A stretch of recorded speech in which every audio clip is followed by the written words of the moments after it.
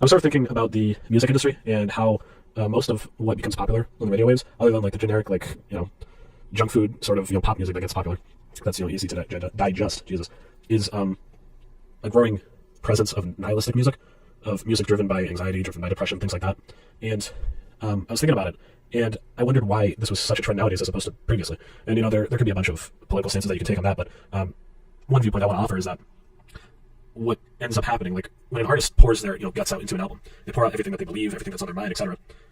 When they do that, and let's say they're famous, that kind of music gets shared to millions upon millions of people, and that kind of music influences them to, have these creeping thoughts of nihilism enter into their lives. If they're listening to very downer music, very just not optimistic music, then that can get to them. That can make them feel like shit, man, shit is bad, and life really does suck. If there's this constant, if that's all that they're listening to, and it really becomes a cycle, because then everybody that listens to that kind of music shares it with their friends, etc. It gets popular, it gets on iTunes, Spotify, best of the week's best, and it then the entirety of society listening to this kind of music influences the artist, right? And then they become starting to make that same type of music over and over and over again. And I feel, of course, I'm not boiling down to like the kind of climate that we have nowadays to just fucking nihilistic music. No. I'm not saying that.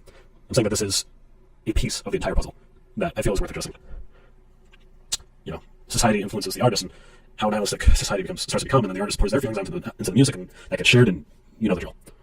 And what I would say is we need to not start having happy-go music, but, and this is not just music, but like TV shows, games, etc.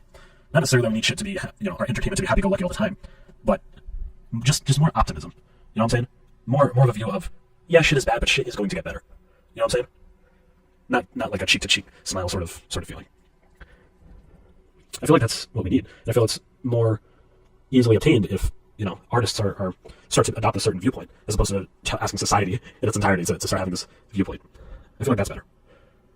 If we just start advising people that they view things not so much in a nihilistic sense, but in a sense that they can do something, that they can make the world a better place, that a focus maybe on the values of what makes a good person, I feel like that can change a lot.